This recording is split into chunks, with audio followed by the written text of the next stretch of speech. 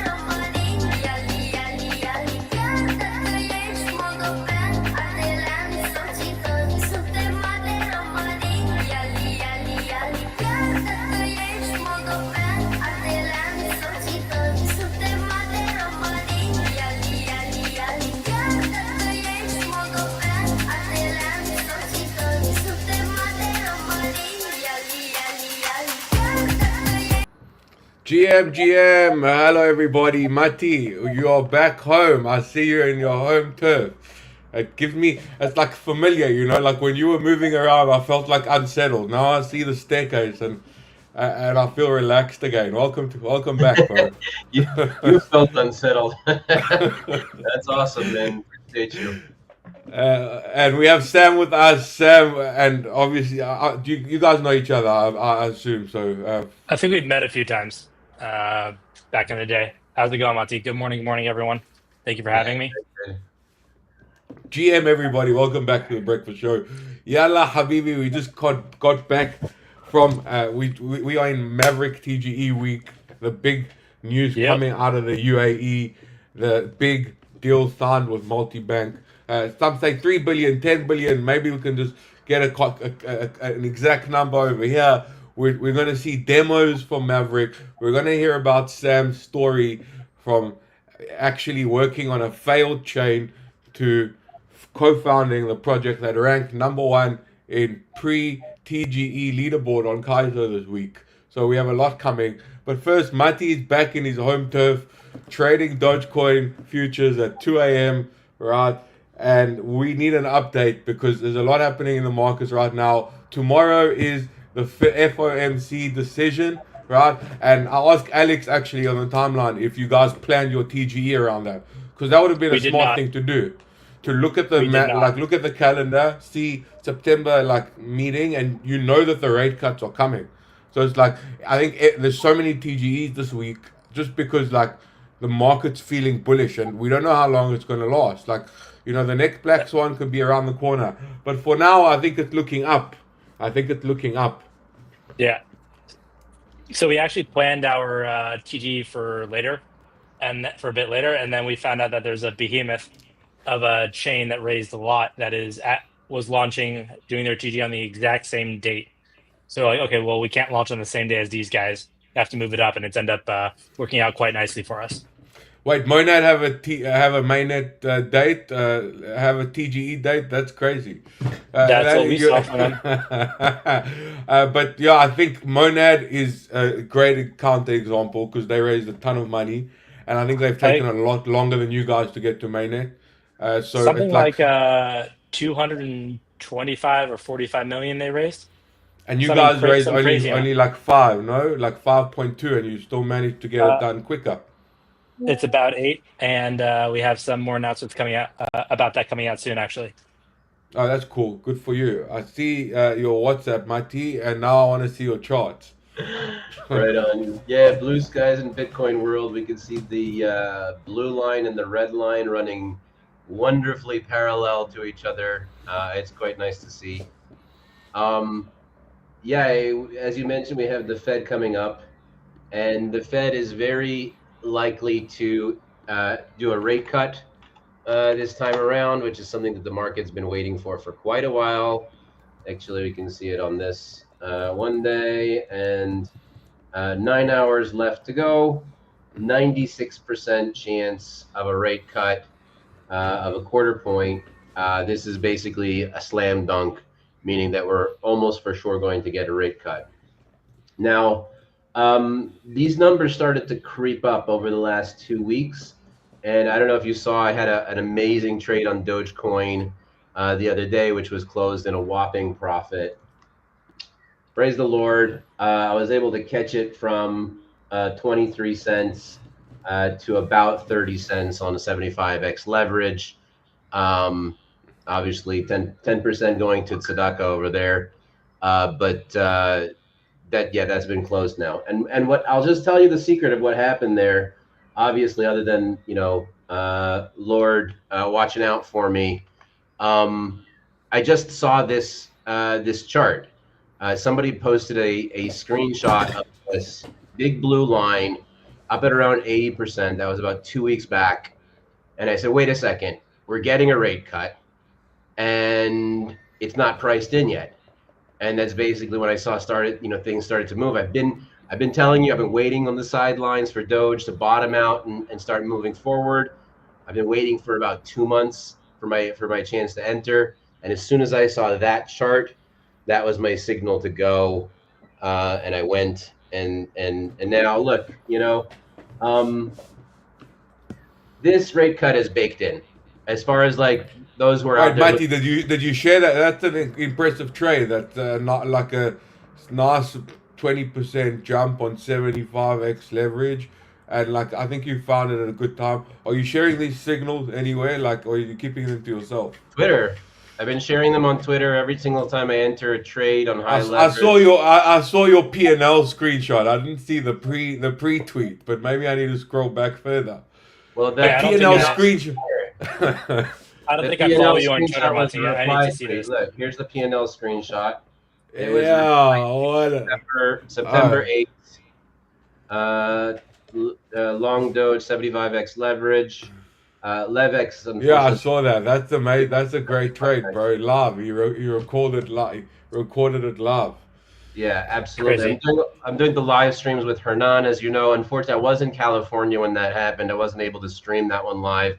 But we will be going live for the Fed announcement. So we'll be live streaming and live trading when the Fed is doing their thing. So that's the most volatile time in the markets. And what we're expecting, both Hernan and I have discussed it in great depth, is that this rate cut is priced in, right? You can't, you can't surprise the markets with something like that. The possibility of a 0.5% cut instead of a quarter. I mean, it's such a small chance. Like the Fed would be projecting weakness, and they wouldn't want to do that.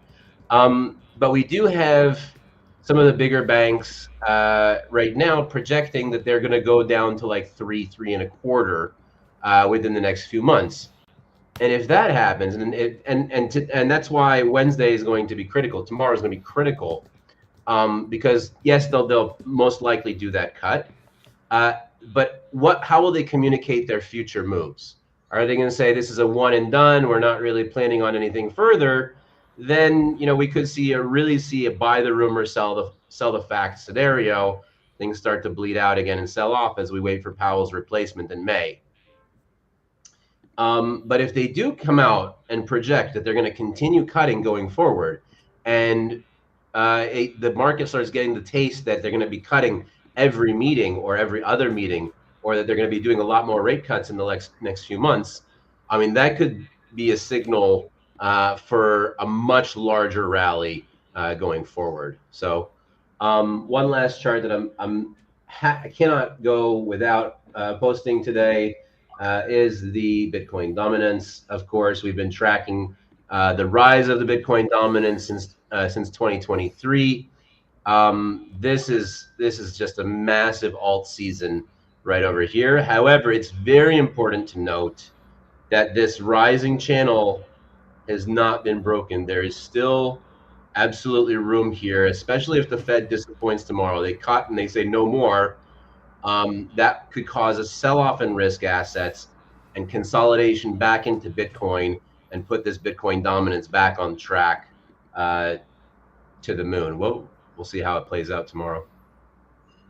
Thank you for that, Mati. That was impactful, and I'm definitely. You know what I like about you, and what I take away from you is that you don't, fondle a lot of memes in the trenches. You're a Doge guy. You know Doge, like price movements, like your children's names. So like you stick to one coin, and that one coin has enough volatility to feed you bull, bear, whatever you trade up and down. But I think, like it's very like at least for me, robotics is a thing now. Like I've never used You it. don't have to get the direction right. You don't have to get the percentage. The percentage that when you're using that much, when you have that much leverage, the percentage doesn't matter. So if one coin goes up 5% in a day and the other coin goes up 15% in a day, essentially is the same for you as from a risk reward perspective, because you can always add the leverage in order to make the same gains that you are expecting and to make that risk. It's all obviously.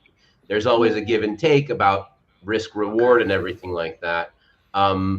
But you don't have to call the right coin. You just have to call the direction on the day if you're leverage trading. Long-term trading and investing, that's obviously a different story. You want to find the early gems, hold on to them for a long time, and that's where generational wealth is made. Yeah, I mean, like I see yesterday I opened Limitless as a new prediction market on base, and all they have there is hourly markets. So we've taken binary options and now we're calling them hourly prediction market. It's literally binary options. It's yes, no, and it's just like if you guess no in the next, it's like you've got liquidated. Like you have no room for error. But I guess that's crypto trading. Like the trend is your friend. Binary options got a bad name, so why not just rebrand it? Rebranding is fine. Binary options are a scam, right? I mean, my sister used to work for a binary options trading firm, a total chop shop.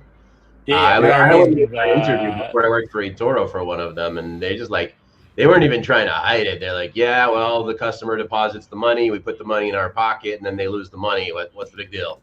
It's like, okay, then, bye. Jeez. Okay, yeah, no, binary options are a scam, complete scam. Yeah, I mean, I remember that era, like that era of binary, like 10 years ago. I was just getting my career started, and I moved overseas, and I was interviewing at a job, had a stats degree, and I was every 2 weeks I would get no's, and then I'd call a binary options place, and they'd be begging me to come interview. And I'd wake up on the day of the interview and I'd be like, I didn't study 3 years and move across the world to scam old ladies. And then I wouldn't go in the interview and then try to get legit jobs for another 2 weeks. And then the cycle repeated itself for 3 months. All the while I could have been in crypto in the trenches. I would have been doing much better. But Sam, what's your take on back then? It was this. Yeah, I did. This isn't pre-crypto. I finished. This is 2015. Oh wow. This is very much not pre-crypto, yeah. I finished university 2014. So again, every day I asked myself, I had so much time on my hand in university and I was already in the finance, tech, why didn't I just take one step further? I would have been a different game. You should have been stacking Bitcoin in 2014. Hey man, jeez. Yeah, geez. I think we all should have been stacking Bitcoin in 2014. We'd all be much happier people. I think I'm grateful to get on when I did. I have a friend, Australian guy, who he worked for an exchange in Australia back in 2015, and he was being paid bombs in Bitcoin. His salary was in Bitcoin when Bitcoin was in the hundreds, and the exchange got hacked because it was a shitty offshore unregulated exchange, and he lost all his BTC. He only overcame the trauma 6 years, 7 years later. And we started investing together in 2022, right? He started buying some BTC. So 6-7 years of just being burnt because you didn't know how to guard your coins. I know another guy who committed suicide because he bought too early, and he was just he got instant wealth. He didn't know what to do with it. He was 20 something, spending on drugs and a good time, and so I think everyone gets on the train when they can, and the important thing isn't how early you got in, it's how much conviction did you build. Because some people will get in early, they'll trade it up and down, and they'll be left with nothing when it gets to $1 million. So, that's my take on that. I can't believe I sold all my Bitcoin at 8 cents. Now it's at $3. Yeah, yeah, classic tweet. Yeah. And now But 100K. Jeez. That's got to be rough for people that sold that early. yeah, Ouch. it's that. Well, what do you think of like where we situated right now, especially with a lot of the tokenization buzz coming out? Like, you know, they like I think we should be much higher price wise for all the good news that's coming out. Like, if you would have told me Nasdaq are going to announce like that they're going to tokenize equities on the blockchain, I would have told you and told me like what's the price of Ethereum when that announcement goes out. I would have told you like 10K, 15K, like, and we still Ethereum still hasn't constructively broke through all time high, right? And a lot of other altcoins are lagging as well. So kind of my question is like, what's your take on the RWA move from all the big institutions, and when will we see that catalyzing the rest of the market? So I think that's a very bullish move at the moment moving forward.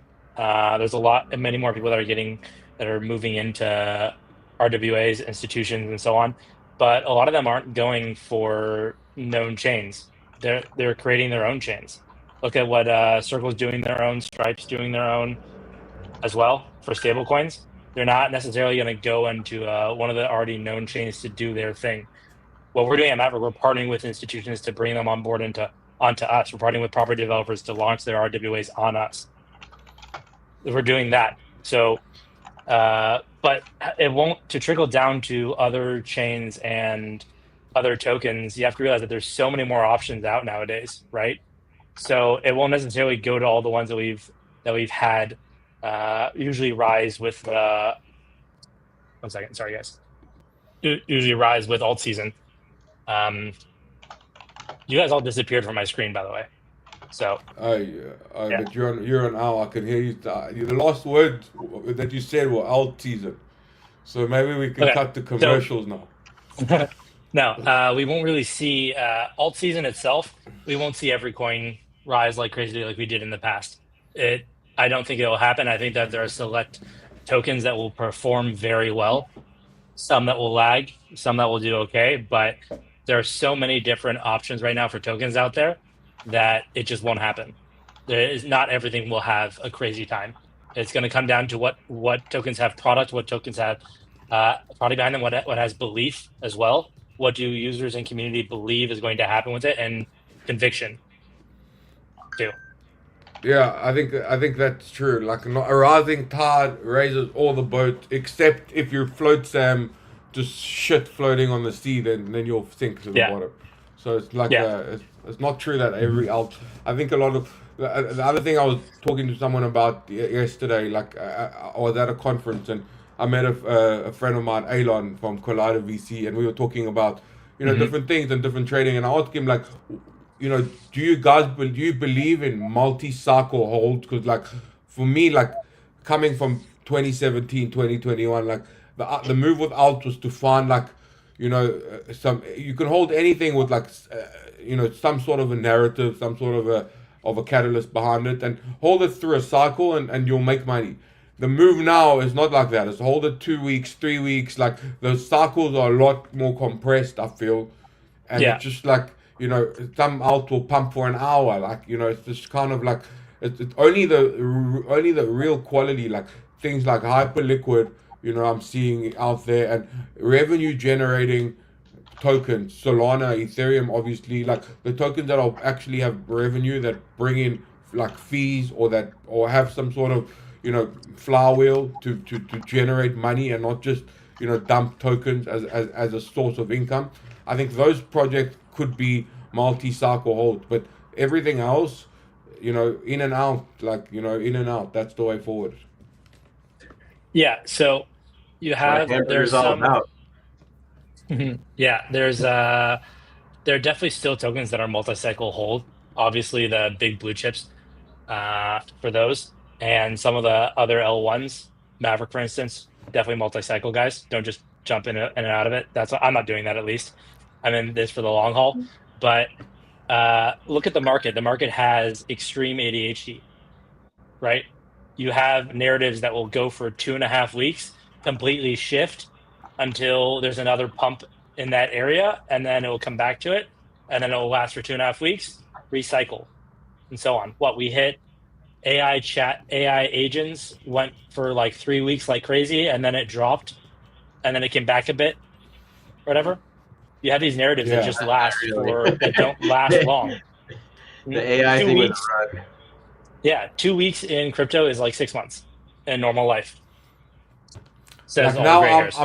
I'm seeing robotics now on the timeline, and like you know, maybe I'm fading, maybe I'm just stupid, but like I don't see like anyone using a robot. Like I don't see robotics like, you know, have any real world application. Maybe I'm backwards, but like sometimes it feels like a lot of people are you know, the same thing with the AI hype cycle. Like, oh, this thing is the future since sliced bread. Eventually we realize it's just ChatGPT hooked up to Twitter with a token that has the same name. It's not even related to anything, you know. And it's like it's that all like it's very hard to tell the wheat from the chaff. And I think the way to tell that is through, you know, sustained real interest, real volume. And I think that's where RWA has the benefit of the doubt, because RWA is like it's not, you're not inventing a new vertical like crypto AI or like you know, shitfi or vapefi, you know, like vape to earn. Like these are things that you tell your grandma, she won't get you. But if you tell her like stocks, bonds, real estate, everyone knows that, everyone knows there's a market for that. And you're just plugging in with a tech solution that's superior. Exactly. One of the things that we do is actually we try to abstract out a lot of the blockchain from what we're building with regarding RWAs and real estate, because they don't need to know that. The user doesn't need to know that it's running on a blockchain, right? They need a very more simplified, more real estate Airbnb style interface to interact and to buy and sell their properties, to hold them, to use them in lending, and so on. Like you don't need to make it extremely blockchain centric and DeFi-esque. It doesn't need to be that way. We're trying to target a much larger audience of people to reach a product that actually generates revenue. You mentioned something earlier about revenue generating chains and so on. Look at Story Protocol. Look at its FTV and its revenue on chain. The 24-hour revenue was $310. I just love to hate on Story Protocol. They've become like the punching bag of Twitter. It's hilarious. Yeah, I saw it the other day on Twitter. I was like, this is absolutely ridiculous. I don't get how this is that its valuation. Mavryk, we're starting at a lower valuation because we want to build an economy that will last. That will be more than just a one cycle thing. That's going to be a multi-cycle for many years to come. That happens. Yeah. That's like ETH. ETH started at a low valuation and everyone got in at the ground floor and built up its economy to last and help people and people wanted to reinvest in the chain. And that's what we're doing with us. We're starting at a low valuation to help build this economy for the future. Yeah. Okay, Sam, that was a great intro. Like, I want to start from the beginning on Mavryk, what you guys are building, plans for TGE. But first, we have an intro video. Mati, are you ready for this? The breakfast show intro video.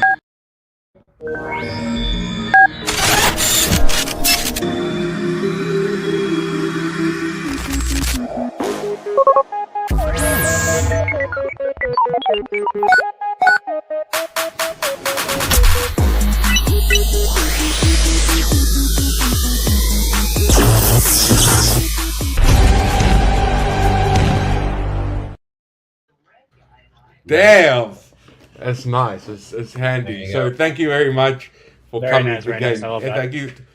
Thank you to I like AI is just crazy, bro. I bought my our designer. I got a now it's available in my country, but before it wasn't. So I got a VO3 by Google Access, and I said like, you have one job, just finish the credits. Every month I want the credits gone. If you come to me and ask for more credit, I'll be the happiest man ever, because it's just like, this is wow, the capacity of creation has just skyrocketed. But enough about AI. We are here to hear about real world assets, Mavryk, how they are bringing trillions on chain. So I think let's start with you, Sam.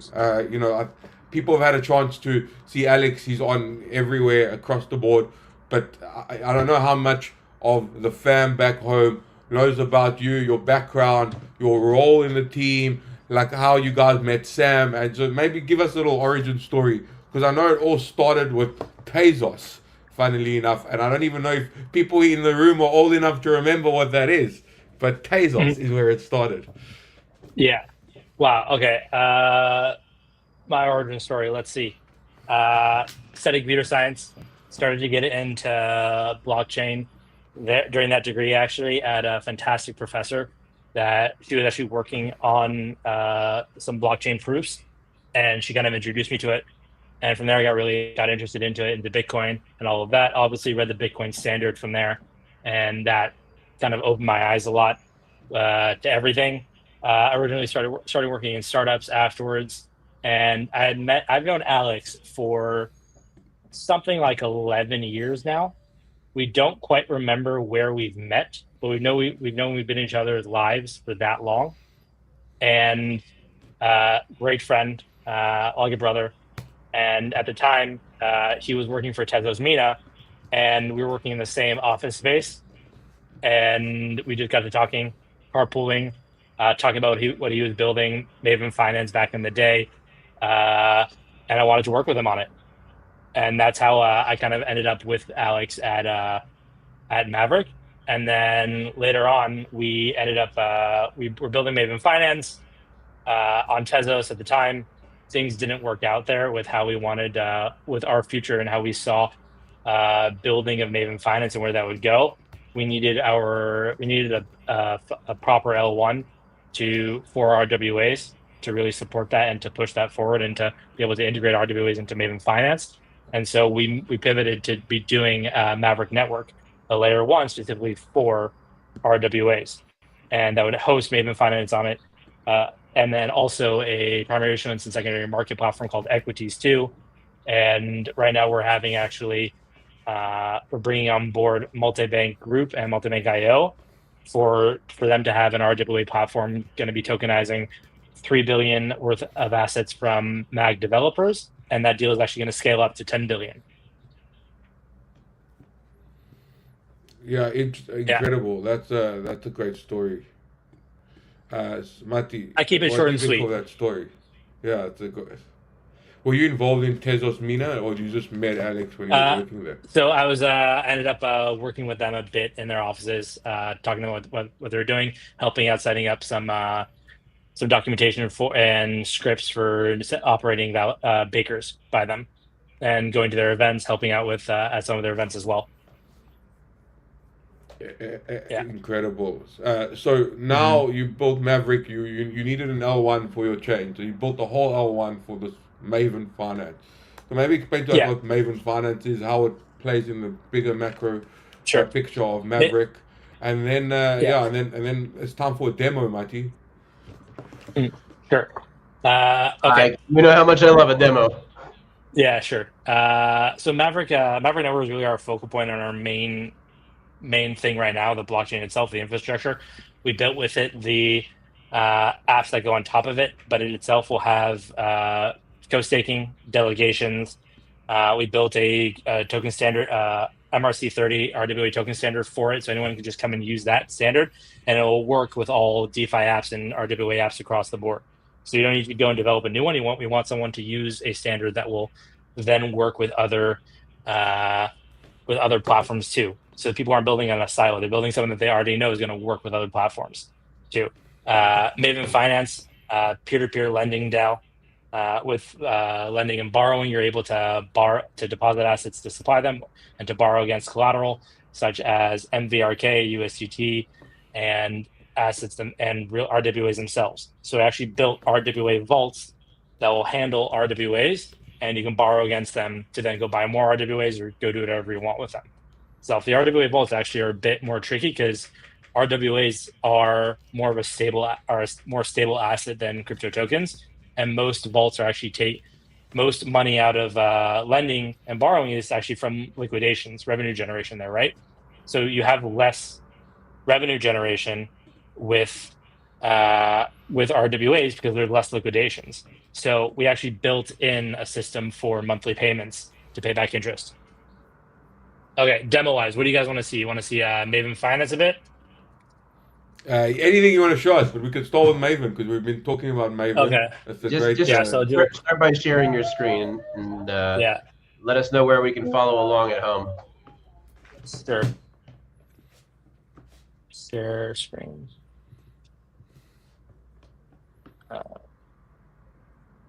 Here we go. Okay, guys. This is Maven Finance. It is our peer-to-peer lending DAO. It's on atlasnet.mavenfinance.io. You can go to it. You see here we have a dashboard overview, your personal area for it. Earn and borrow as well.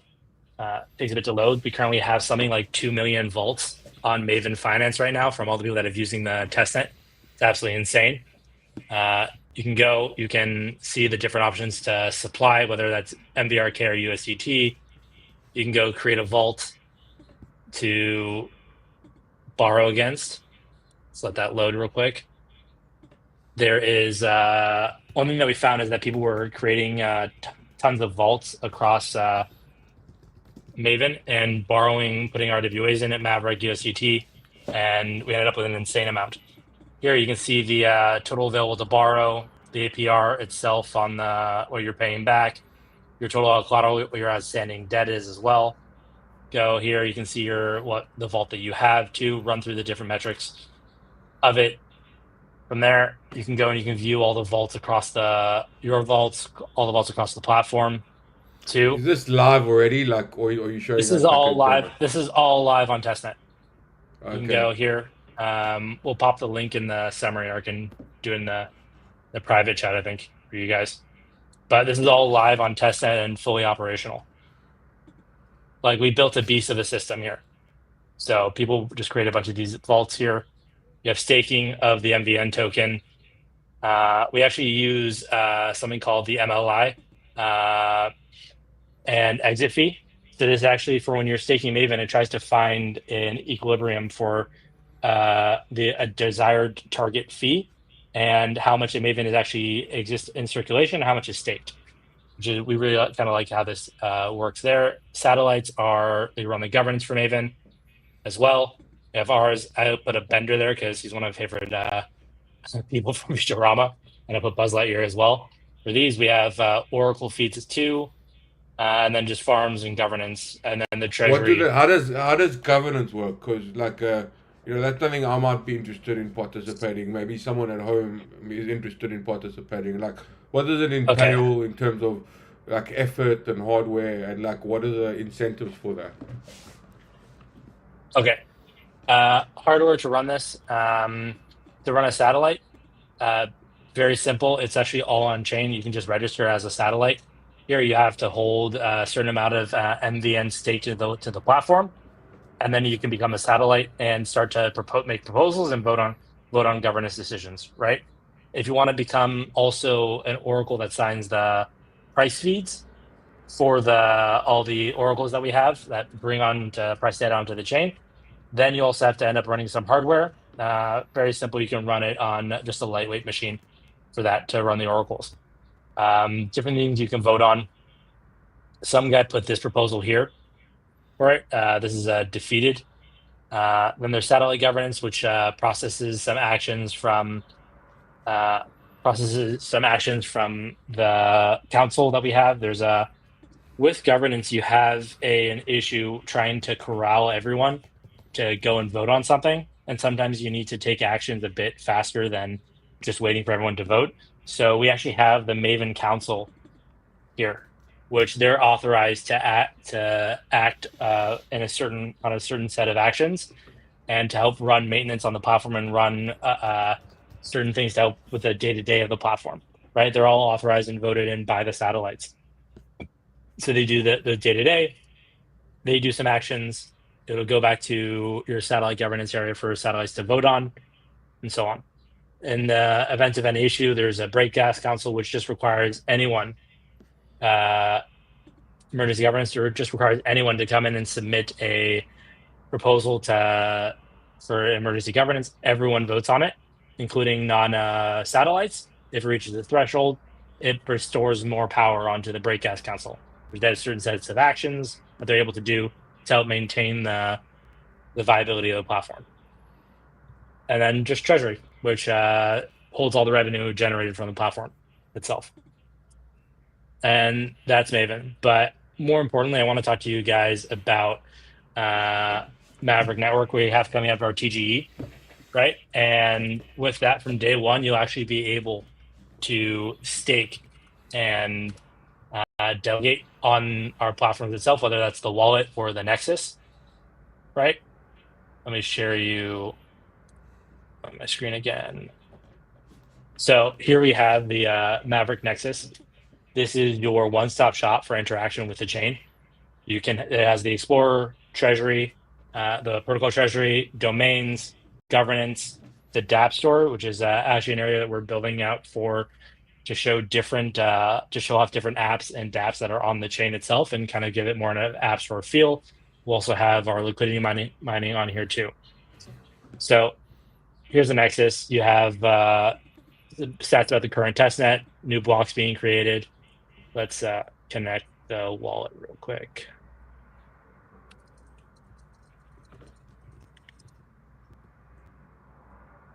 Yeah. This is the smoothest we have. Mati has had no interruption so far. This is the smoothest demo I think we've had. Please, guys, please interrupt. Please ask. I went on it. I'm like rolling it while you talking, and like I'm on the vaults, and like it's still like loading the vaults. So I assume that like maybe I have to connect my wallet or something. And then obviously like the TVL that you have there. Does it work best? And is this a? I assume this is a browser based system, or is this download? What? I didn't hear what you said, Mati. Which browser works best? Oh, Brave and Google Chrome are the best ones for it, really. So Maven Finance, it hit what 2 million vaults or something. So just with everyone that created it, and there's a bunch of traffic from it, so it just takes a bit longer to load. But Maven has it took me a second to register, but Maven MVN is a token for Maven Finance, and then Mavryk has its own token. So is the MVM token out already? No, that will be launched later down the line on Mavryk itself. But so Mavryk, this is the Nexus for Mavryk. Mavryk has the MVRK itself, which I'll show you guys how to do some co-staking and delegation. This is actually just going live now on the testnet on the Nexus. So feel free to take a look there. We already have Republic Crypto. They're running a validator for us. We just onboarded 2 new validators to run mainnet validators for us, Cryptstar and POPS Team Validator, if you guys have heard of them. Great guys. They're going to be running mainnet nodes for our launch. Let's take a look at Republic Crypto. Here, we can see that you can go to any of the validators on the validator section, and you can see how much they have staked, how much is delegated to them, what's co-staked. Delegation is a way to delegate to a validator and earn rewards and still have your tokens liquid. However, if you want to earn significantly more rewards, you can 2x your rewards by co-staking to a validator. You freeze your tokens as part of the bond of the validator, and you're able to get more rewards. So more risk, more reward kind of thing. And that's this system helps us with as part of our dynamic inflation that we have, where the inflation itself of Mavryk will adjust per the amount that's totally staked on Mavryk. So it will try to reach a target inflation, and it will adjust per the amount that's staked at any given time, which is a system that we quite like.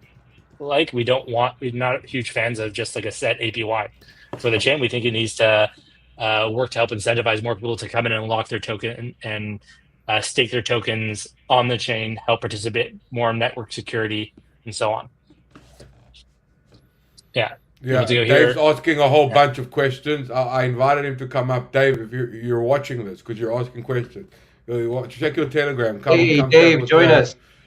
But we see my ears were burning with the slandering of AI and robotics. Dave is a narrative setter. So I don't know. I'm just trying to be a bit more skeptical. Maybe I need to go back to being a moonbag believer. But that's just where I'm at. I want to make real money, and that's being our own validator. Fight yesterday on quantum economics about vibe coding, and some Yeah. people are so against it, and I'm like, it's so weird to hear people say that. And obviously, I get, like, especially programmers and people who spend their entire life in that. Like, I get where they're coming from. They don't want to be displaced, but let me remind you that writers were basically displaced. Quantum economics in 2020 and 2021, our main revenues were content generation, where people who came to us and said, "Here, write my white paper, write me a research report, in-depth research." Nobody buys that anymore. An AI can do that, and the project founder or somebody who's intimately familiar with the subject matter can whip it up themselves in a lot less time and for free with ChatGPT. And so it's just weird to me hearing coders say, "Well, AI is never going to replace us." Like, no, you have to get on board with the AI. You have to use it to make yourself more productive. And Yeah. if you don't, then you will absolutely be replaced. Exactly. And just saying, coming out on a tirade against vibe coders and saying anything that comes out from that is unstable or in any way inferior. I mean, that's just retarded Well, in my mind. well, you do have some situations where people do vibe coding and they don't quite know what they're doing. They end up costing themselves hundreds of thousands of dollars from API keys and going well over their limits on different things. So you do have that issue when you do vibe coding, but as coders in general, as a coder myself, using AI is incredibly important to help increase your productivity and to pump out and ship faster. It's such a big help. It can help you set up projects significantly faster than anything you do nowadays. Yeah, Dave, GM to Dave in the house. I'll invite him to come ask you. It's always 5 a.m., 4 a.m. I don't know what time it is by him. I don't know if he's after sleeping, before sleeping. So that's why his camera's not on, because he hasn't had time to do his hair. But we welcome him nonetheless. Welcome to the show. What's up, Dudu? Mati, what's going on? Sam, it's great to meet you, man. I'm Great to meet you loving too. this convo. Yeah, man, I'm loving listening to all of this. Yeah, I'm interested, man. I want to know, how do I run the validator?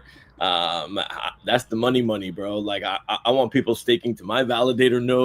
Like, when you think back to the Ethereum days, if we only knew how much an Ethereum validator was going to cost at some point in the future, we would have been loading up, So if we have the opportunity to essentially invest in those validator nodes for tomorrow, then that's something that I'm always interested in. I'm going to start a few on the Root Network and a few other of these, like, kind of no-name L1s for right now, but that I think have promise. So I'm loving this conversation. But yeah, I'm here to just literally contribute, listen.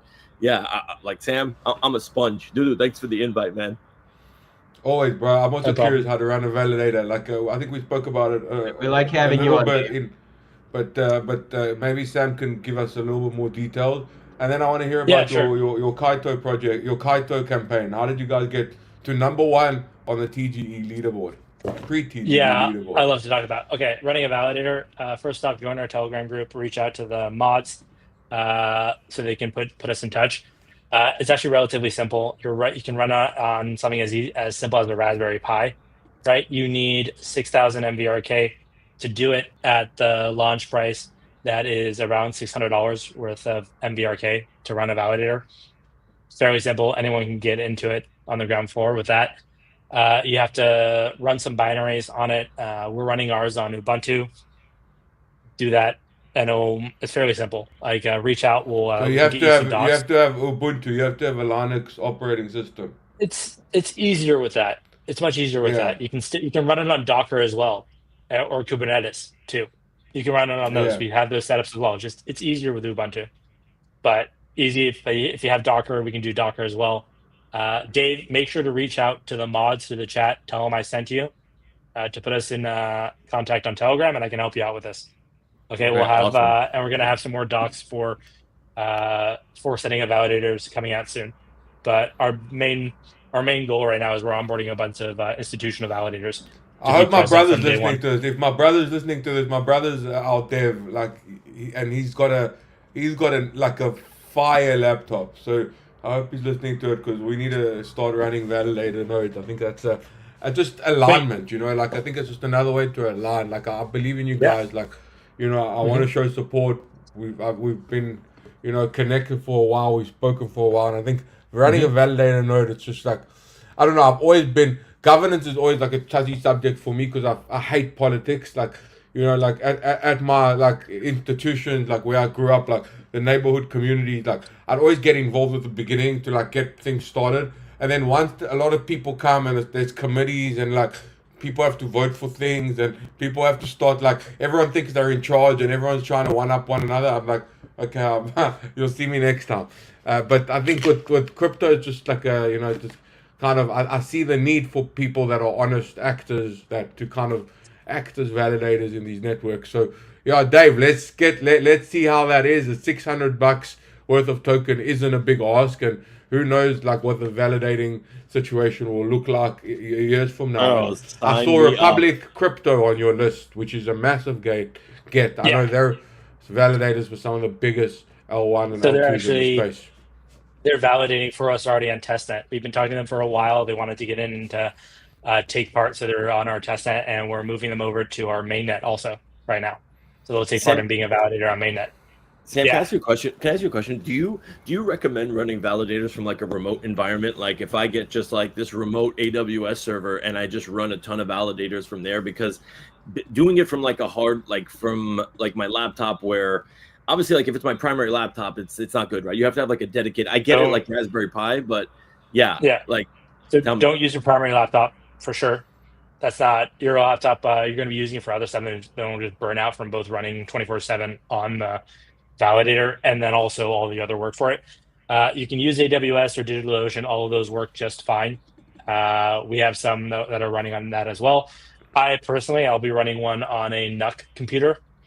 Okay, right. it's one of those mini NEC ones, and then I'm just setting it up so I can easily get into it from abroad if need be. So you're able to. What's it called? What you're running it? What you're running The it on? NUC. Okay, I bought one of those from DAP Radar a while ago. I remember. Yeah. And it's got like 4 terabytes of space. I was running a few. You don't need that much. Okay. You don't need that much. You need like 250 gigs at the moment for it. But I got mine 500, so I won't have to deal with it for a while. Okay. Yeah, dude, it's like this little box, bro. Literally looks like a little cable box, and ultimately it's just like one big hard drive that has all of the necessary components in there, and it's pretty mini computer. Simple. Yeah, mini computer. It's really simple. Yeah. Okay. Cool. Mm-hmm. And how do you log on to that? How do you log on to that from overseas? You can set it up so you can SSH into your computers from your personal one. Okay. So I apologize. All this technical talk goes way over my head, but like, how much money can somebody make? Being a validator on the Mavryk network. Like, talk to me in things that I understand.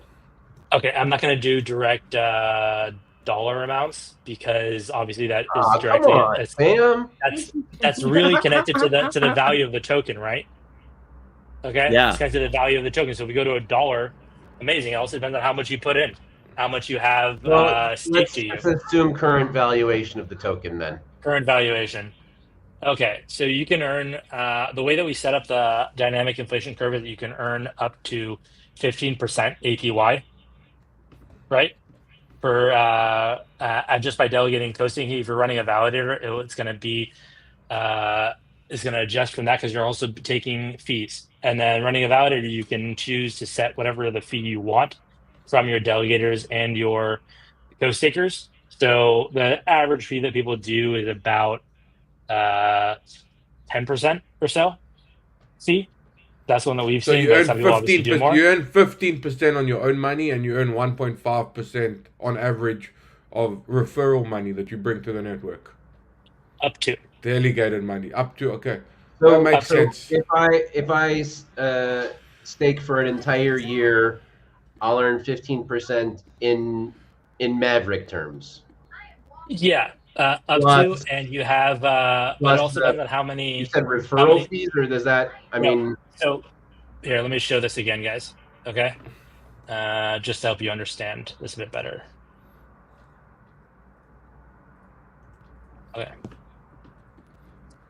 So the ones that are staking, I think the thing to keep in mind also is validator versus regular staker is different, right? Like the regular stakers that are earning just the APY and Mavryk are staking to your validator node, and you're the one that's essentially like providing like the main service, essentially. Like you're the one that like with the consensus. Yeah, sorry. Go ahead. Here, Republic here is providing the infrastructure of running the validator, right? This is how much they have staked on the actual testnet. Okay. They can accept up to 5x the amount of co-stake tokens. So that means that for their 50,000, they can have 5x more that come in from people that want to co-stake to them to increase their bond as well, to increase the size of the validator. And then they can take up to 9x the amount of delegated tokens from their 50,000. So if this validator was at max capacity, right? Was at max capacity, it would have several million worth of tokens. And then it would be, that's the total amount that it would be validating for. And that's the rewards that it would earn, and more likely to get blocks for that because of that, and then generate more rewards. So if it's at max capacity, you could reach a higher amount of rewards for it. And Mati, the thing here that is dependent on all of it is token price, right? If the token price cooks, like nobody thought back in the ICO days of Ethereum, when Ethereum was $2-3, that it was going to be $4,000 or $5,000, right? Like back then, you know, 32 ETH was literally like it's literally like we're talking about $600 here. So that's the key here, right? I remember those days. Yeah, sure. Yeah. If Mavryk cooks and these boys do what they say they're gonna do, yeah, you could be chilling. And so that would be the goal, man. So tell me about the tokenomics and the distribution then. How many tokens are there? Who's holding them? And is this a deflationary or inflationary model? Okay, so liquid proof of stake, right? There's 1 billion tokens to start. The overwhelming majority of them are going into vesting contracts to vest over the next 2 to 6 years, depending on what it's for, right? We have protocol treasury and liquidity mining. Each of those are getting 10% that will vest over 61 months themselves. Those are actually for the validators to either elect members to the protocol treasury, or to elect members to the protocol treasury who can then spend those funds to help grow the ecosystem, or to themselves vote on liquidity mining for different projects to come and submit themselves to be funded by the validators, right? We have that too. I lost doo-doo. Okay. I keep going. prefer to have the logo. So, yeah, the protocol itself has inflation because that's just from the APY, but we instituted a deflationary model to it where we burn 50% of the transaction fees, right? So for each transaction, 50% is burned, and then it's divvied up into the validator and the contract owner and wherever else it's going, right? And that actually funnels back into the protocol treasury, or parts of that funnel back into the protocol treasury.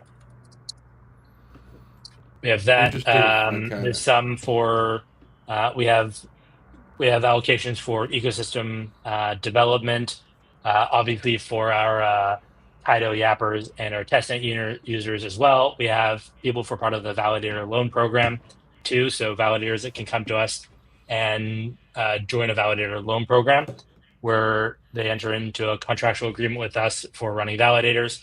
If you're interested in that, reach out to us as well. You mentioned Kaito yappers, so respect to all of your Kaito yappers. I want to tell you a story about I've been friends with you guys for a while, so obviously had you on the show before. So when you guys launched your leaderboard, I was number 2 on the 3-month leaderboard, and since then I've been demoted. I'm hanging on to top 10 status by the skin of my fucking teeth. Mm-hmm. So take this snapshot already. No, but the scale of guys coming, like I'm a little JV team, whatever, like I'm playing Europa League football and in comes Messi and Ronaldo and Erling Haaland and they start yapping Mavryk. So what did you guys do to get such a reaction? This is an extremely welcome surprise. We were all kind of shocked when we saw the traction that we were getting across the board. I think it's really because we're actually coming with actual products and something that's ready to be used from day one, with actual utility from day one, using it. Like we ended up being topping number one in the pre-TGE mindshare arena. We got number 4 in the all-around crypto mindshare, and then we hit number 4 on Masari signals, and we're still up there on Masari signals as number 4. It's absolutely insane for us. We were talking to here. Look at this. Souls and the heat map mindshare. Souls 13, Bitcoin, ETH, us at 4.4%. That's Whereas wild. USDT here is at So, 2%. okay, It's on okay, Masari right now, guys. I have to stop you there, and I'm sorry, but ever since you guys announced this live stream, my notifications have been blowing up with bots who is saying I'm attending the live stream. If every single person who tweeted at me saying that they're attending this live stream is here, we're gonna have at least 10,000 viewers. I don't know if that's happening or not. So, the fact that your mind share on this heat map shows that, like, Yeah. I'm gonna just go out on a limb here and saying that that's just a reflection of the amount of budget that you put into your YAP campaign. Not at all. Like Not necessarily. they've put 0.5% of towards the app campaign. That's pretty standard for projects to put 0.5% towards the app campaign. But there's a lot of like, just because there's a YAP campaign live doesn't mean the top yappers will eat it up. Like, a project has a challenge in trying to get, you put your campaign out there. Now, how do you create a situation where the budget is allocated to the top dogs that will get you a lot of reach, as opposed to people like mid-tier influencers? Okay, then let me not say that it's based on the allocation, but the success of, you've run the YAP campaign very well, and that's why the mind share is as such. But I mean, mind share is if you're counting engagements, I mean, just people tweeting that like they're going to show up to a live stream. I mean, where's the value in that? I mean, for me, it's actually a liability, and I would appreciate if you don't tag me on your posts going forward, because it floods my notifications. It makes them useless. I use my notifications for my business. People tag me. I read that stuff. I respond to them. And when all I see is like I log in and I have 100 notifications saying that they're going to show up to a live stream, I then have to scroll through all of that in order to sift through it and find the ones that are useful to me for my day-to-day business.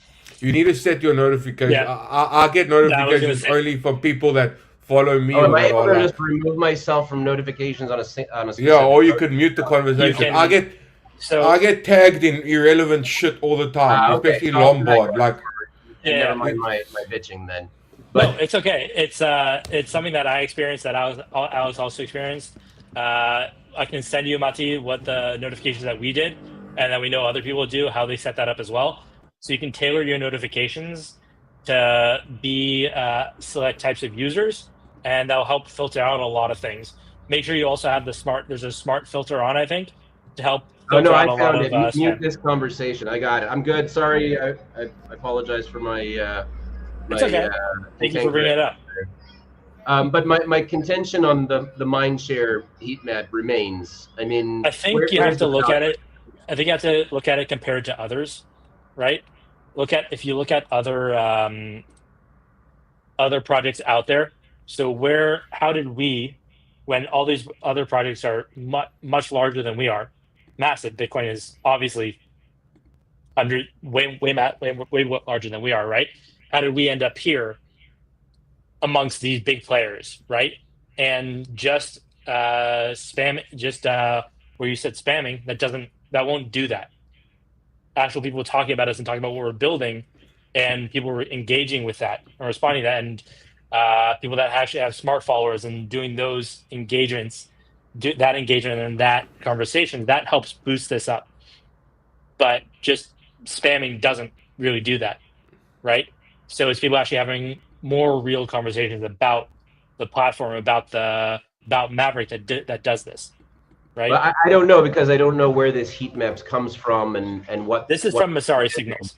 They're using. No, each platform has their own algorithm, but the premise here is that this isn't just measuring one, like I'm coming to your space equals 1 unit of mindshare. Mindshare is a weighted metric that takes into account the signal the social gravity of whoever's posting and whoever's listening. So like if And no, you've got on the don't map, get me wrong. I love what you're doing. I was actually with Alex Davis in Dubai when the news broke on Cointelegraph and the partnership. He gave me a big hug. Nice. It was quite an awesome moment to see you guys bringing that much value on chain. But Alex and I were think, actually we were barbecuing when we got the signed deal. We were barbecuing on Friday night, and like I was in the middle of flipping steaks, and he walks out with his phone. I was like, dude. same thing with me. He showed me the Cointelegraph article as soon as it was published, and he's like, "Bro," I'm like, Yeah. "What?" No, that's awesome, and I'm honored Yeah. to be able to By share the way, that. Alex is telling me. But like, Alex is so telling me to tell you to nothing- lean into the Mavryk contingent. I'm very happy, and I think it's awesome where you're going. We're also building in the RWA space. I think it's extremely important as the entire globe moves on chain. I'm just like at this point, just it's difficult for me to see like so much spam out there, and like I'm just trying to figure out where how do we kind of separate the noise from what's actually like dude is saying. Okay, if there is so much mind share, like where do I see that? Well, I think to actually see it, you can see that to see the percentages as I showed really, but you're talking about more in like the quality of it, because you have like how to actually view the mindshare. You have these platforms for InfoFi that have created these different ways to view the mindshare across the different projects, and that's really the best way to view it. But then they each have their own way of showing it that they don't quite share the exact algorithm for it, like Kaito and Masari, right? But you kind of have to go off what these platforms tell you and how other users of it and other KOLs that use these platforms say what they say about it and how they judge it. And Kaito actually uses a lot of work with smart followers, right, to see if actually your conversations are having impact with other followers of your caliber and other people that are also generating conversations in crypto Twitter and generating good engagement, not just generating engagement that doesn't do anything. yeah. But yeah, Dude, thank you know for a that. lot about Kaito and Yappers. What do you have to add with this? I think you explained it pretty well. I mean, I would love to see open source mindshare algos. Like, I think that would be a nice added boost. Like, you could kind of plug and play your mindshare algos and tailor it, because everyone's trying to build it. It's essentially building the social graph, and like we're getting started on some work on that as well. Because we had like an insane contest right now, the Mavryk thread contest, where we had like I think we're on 400 submissions from this thread contest, and we ran it first in the Wengo Telegram, and then it got so messy that we moved it to like our own site. I'm not calling it an InfoFi platform, because it's not an InfoFi platform. It's not going to be like come sign on and check it out, like whoever you are, and permissionlessly. It's going to be more tailored for the people that we work with, for the brand that we work with, and for the community. But the aim is to also have like some sort of a platform with tweets, with a leaderboard, tracking the social graph. And I think everyone's trying to do that analysis, social graph analysis, mindshare analysis. And there's right now the algorithms are like in flux, and it's crazy, because a lot of people, that become like their source of income. And like one algo change, like the Kaito algo is becoming like the Google search algo.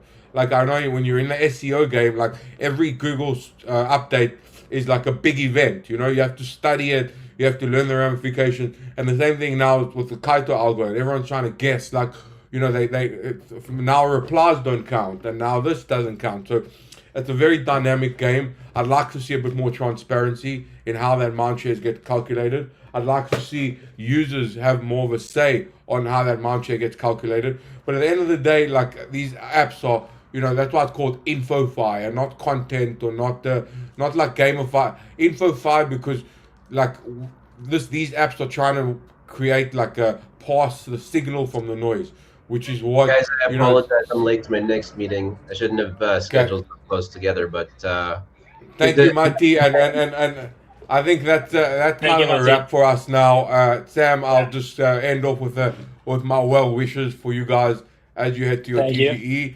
TGE is in 2 days, 48 hours. Gonna This be is crazy.